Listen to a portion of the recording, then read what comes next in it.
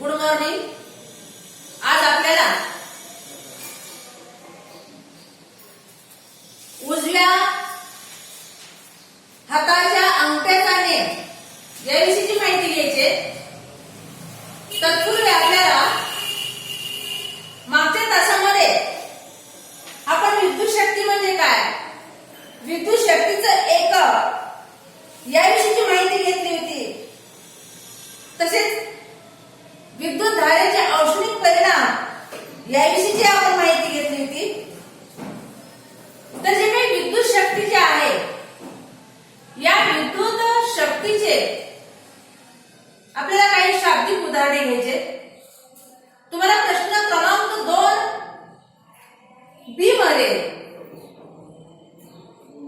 जे काही 2 प्रश्न सोडवायचे त्याच्यामध्ये तुम्हाला 2 मार्काचा जो काही उदाहरणाचा प्रश्न असतो, शाब्दिक उदाहरणाचा प्रश्न असतो.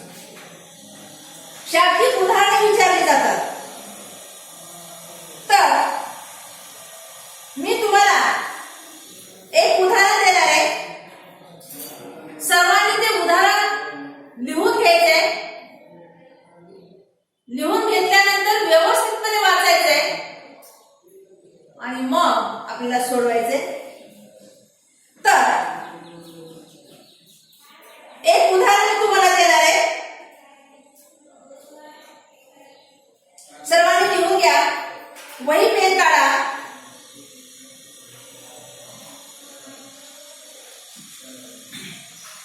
नायट्रो या मिश्र धातूपासून तयार केलेली 6 मीटर लांबीची तार तिचे कुंतल करून उष्णता निर्माण करण्यासाठी दिली आहे. तिचा विद्युत रोध 24 ओहम इतका आहे. 24 ओहम विद्युत रोध 24 ओहम. ओहम हे विद्युत रोधाचं एकक आहे. ही तार निम्म्यावर तोडून कुंतल तयार केले तर मिळणारी उष्णता अधिक असेल का? शक्ती मिळवण्यासाठी तारेची कुंतलनाची टोके 220 व्होल्ट विभवांतर असणाऱ्या स्रोताला जोडली आहे. आता काय केले, कशा कशाची किमती दिले, काय काढून सांगितलं की शक्ती मिळवण्यासाठी काय केले, विभवांतर दिलेले. मग या ठिकाणी विभवांतर शक्ती जी आहे, विभवांतर आणि विद्युत धारा यांच्या गुणाकाराला शक्ती असे म्हणतात. परंतु या ठिकाणी कालच्या तासामध्ये मी तुम्हाला सांगितलं होतं शक्ती बरोबर शक्ती P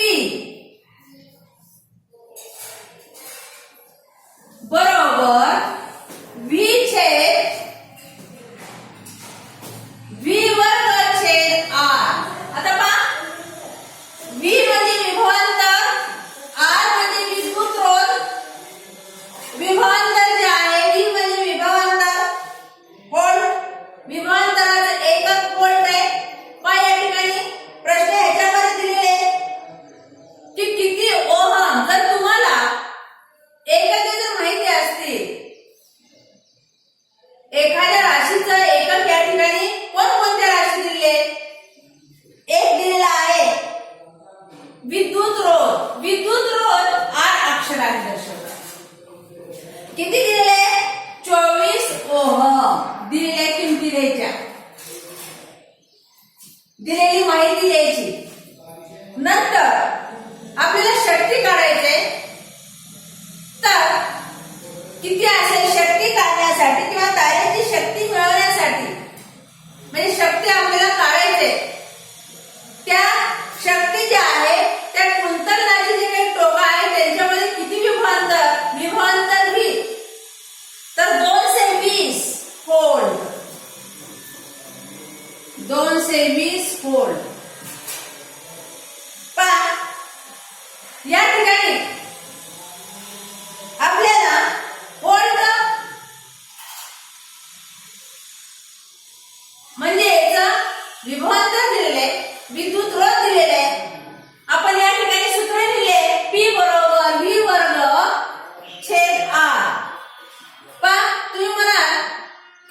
आणखी एक सूत्र, कारण आपण जशा ज्या किमती दिल्या तर तुम्हाला जर विद्युतधारा जर दिलेली असेल तर विभवांतर आणि विद्युतधारा यांचा गुणाकार करता आला असता.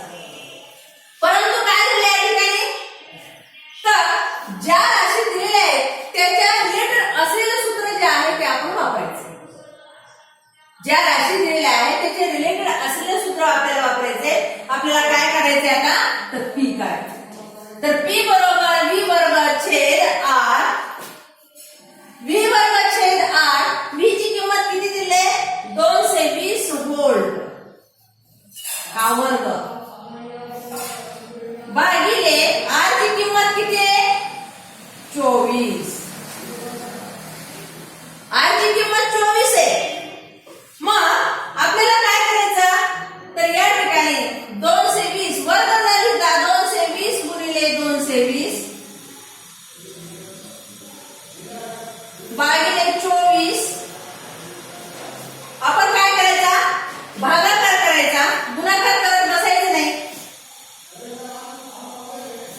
हे बे एक बे, बे दुनी 4, बे एक बे, बे एक बे, 0,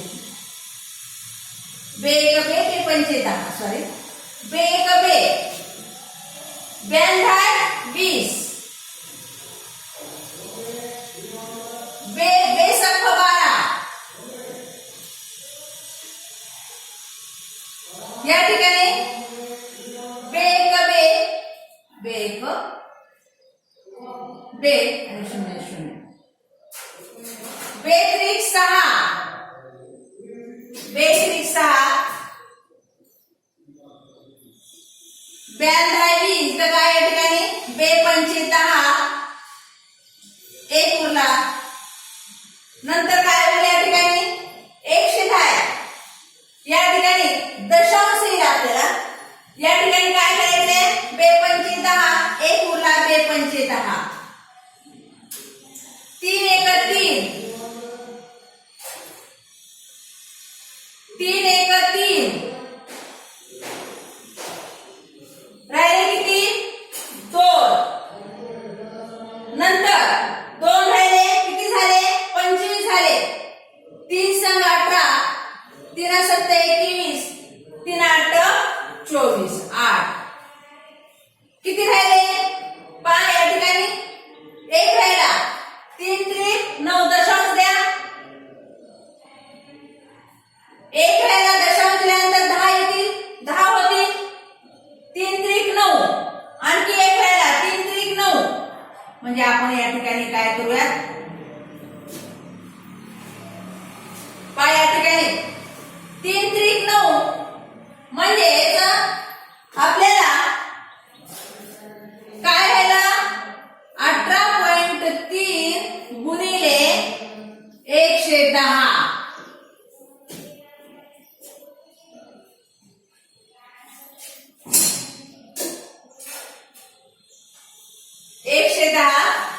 या ठिकाणी जे काही किंमत आहे आता गुणाकार करायचा. गुणाकार करायचा, समजा या ठिकाणी 0 हे करायचं, 11 एक 11 त्रिक 33,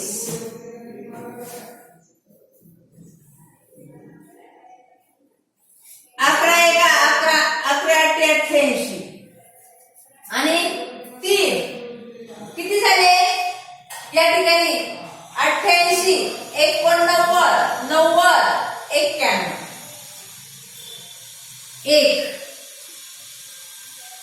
हातचे 9, 11 एक 11, 11 9, 11 आणि 9 20.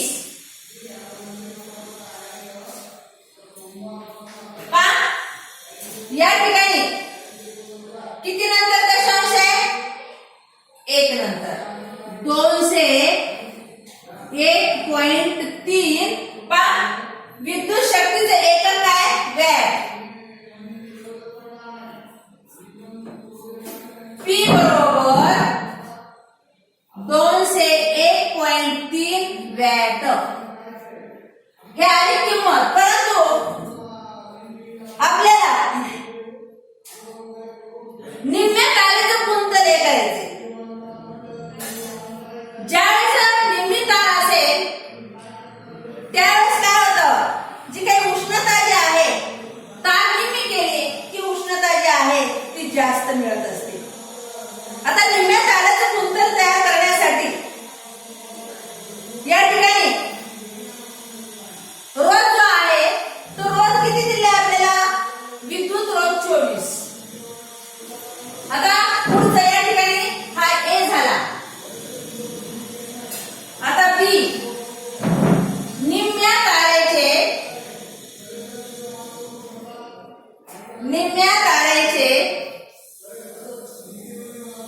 कुंड.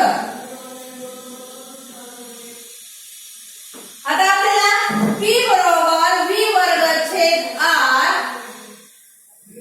V ची किंमत किती आहे, 220. निम्म करायचे, निम्म म्हणजे विद्युत रोध अर्धा 12.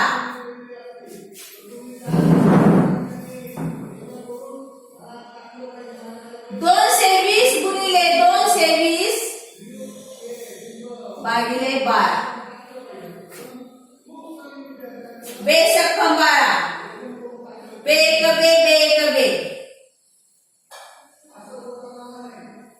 बेत्रिक 6. बेपंचे 10 बेपंचे 10. 3 एक 3.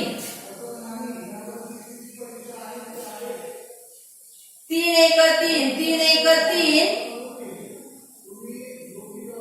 किती राहिले, 2. 3 8 24. इथं 3 दशांश द्या, 10 झाले. 3 त्रिक 9. आता याचा गुणाकार करायचे. 220 गुणिले पाय. या ठिकाणी जे काही येणारं उत्तर जे आहे हे येणारं उत्तर काय येईल, 201 अगोदरचं उत्तर आलं होतं. त्या 201 ला आपल्याला दुपटीने हे करायचे. काय या ठिकाणी किती आहे, 220 गुणिले 18.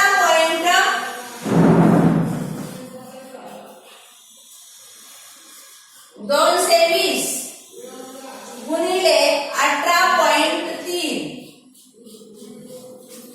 18.3. गुणाकार करा.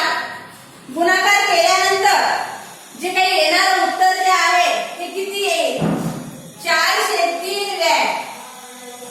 दुप्पट येईल. 403 वॅट. जेव्हा ज्यावेळेस निम्म जर गुणोत्तर केलं तर, तारेचं गुणोत्तर जर निम्म केलं तर. पहा, अशा प्रकारे आपल्याला तुम्हाला जे काही उदाहरणे जे आहेत हे उदाहरणे तुम्हाला परीक्षेमध्ये विचारले जातात. तर अशाच पद्धतीनं जे काही विद्युत शक्ती जी आहे, विद्युत शक्तीचे तुम्हाला काही उदाहरणे जे आहेत. आता या ठिकाणी रोध दिलेले आहे. रोध दिल्यानंतर V वर्ग R या सूत्राचा वापर करायचा. P बरोबर, जर तुम्हाला विद्युत धारा आणि विभवांतर दिला असेल तर VI हे सूत्र वापरायचं.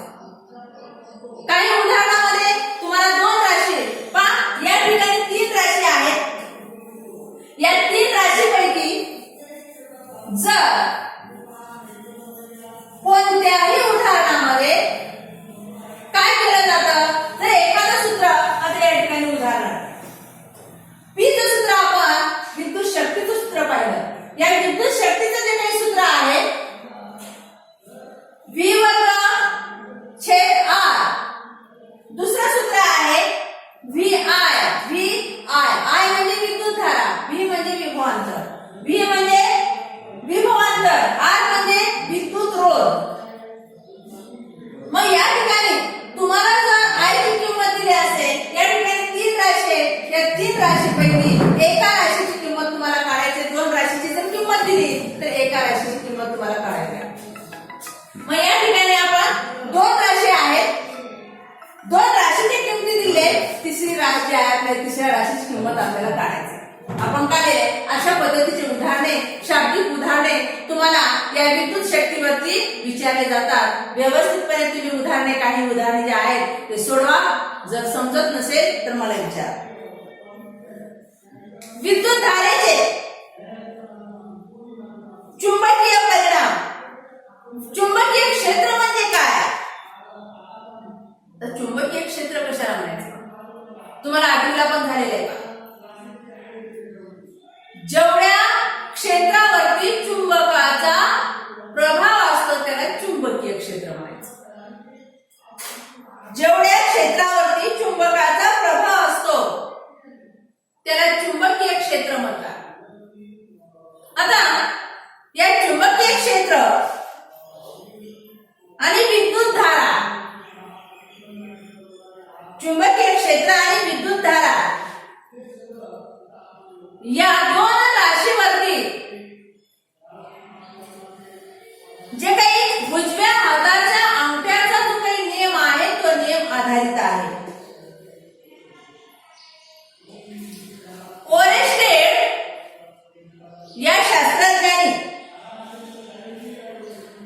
चुंबकीय क्षेत्र जे आहे याविषयीची माहिती स्पष्ट केली. मग आता काय केलेलं आहे, कशा पद्धतीनं चुंबकीय क्षेत्र आणि विद्युत धारा याचा कसा संबंध आहे, या संबंधाविषयी जे काही उजव्या हाताच्या अंगठ्याचा नियम जो आहे तो स्पष्ट केलेला आहे. तर इकडे लक्ष द्या सर्वांनी. मी तुम्हाला सांगणारे, स्पष्टीकरण देणारे. उदाहरणार्थ या ठिकाणी एक दांडी आहे, समजा आपण पेन घेतलेली, मग म्हणजे अशा प्रकारे आपण एक कल्पना करायची, विद्युत वाहक जो आहे तो हा विद्युत वाहक आहे. हा विद्युत वाहक आपण काय केलेला आहे, एक सरळ घेतलेला आहे आणि या विद्युत वाहकाभोवती तारेचे जे काही वेटोळे जे आहे ते तारोचे वेटोळे गुंडाळलेले. मग या ठिकाणी हा उजवा आहे, उजवा हात आहे, हा विद्युत वाहक आहे. तर काय होतं, विद्युत धारेच्या दिशेने अंगठा विद्युत धारेच्या दिशेने काय करायचं, स्थिर करायचं. आणि तुमची जी काही म्हणजे ही जी आपली जी काही बोटे जे आहेत, कारण तुम्ही पण तशा पद्धतीने आपली जी बोटे आहेत ती विद्युत वाहकाभोवती गुंडाळायची. म्हणजे अशा पद्धतीने विद्युत वाहकाभोवती काय करायचं, हे बोटे जे आहेत हे बोटे गुंडाळायचं आणि विद्युत धारेच्या दिशेने अंगठा दाखवायचा. म्हणजे अशा पद्धतीने केल्यानंतर जे काही अंगठे जे काही आहे, जे काही बोटे जे आहेत गुंडाळलेली, ही बोटे चुंबकीय क्षेत्राच्या बलाची दिशा दर्शवतात. तुम्हाला उजव्या हाताचा नेम, डाव्या हाताचा नेम अशा पद्धतीचा आहे आणि तुम्ही उजव्या हाताचा नेम आणि उजव्या हाताच्या अंगठ्याचा नेम तुम्ही वाचतच नाही व्यवस्थित प्रश्नपत्रिकेमध्ये. उजव्या हाताच्या अंगठ्याचा नेम, विद्युत वाहक घेतलेले, या विद्युत वाहकाभोवती काय केले, जो काही बोटी जी आहेत लपेटलेली आहेत, ही लपेटलेली बोटे जी आहेत की काय करतात, तर वाहकाभोवती गुंडाळलेले बोटांची दिशा ही चुंबकीय क्षेत्राच्या बलाची दिशा दर्शवतात आणि अंगठा जो आहे तो विद्युत धारेची दिशा दर्शवतो. हे विद्युत धारेची दिशा आणि चुंबकीय बलाची दिशा. चुंबकीय जे काही क्षेत्र आहे या चुंबकीय क्षेत्राच्या बलाची दिशा दर्शवतात. अंगठा हा विद्युत धारेची दिशा दर्शवतो, तर लपेटलेली बोटे ही काय दर्शवतात, तर चुंबकीय क्षेत्राच्या बलाची दिशा दर्शवतात. हा उजव्या हाताच्या अंगठ्याचा नियम आहे. तर अशा पद्धतीनं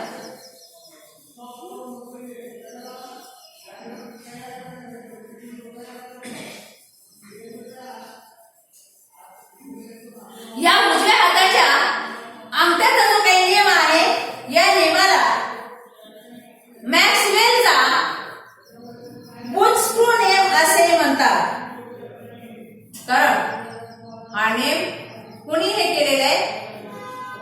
तर मॅक्सवेल उस्क्रू या शास्त्रज्ञांनी हा नियम सिद्ध केलेला आहे.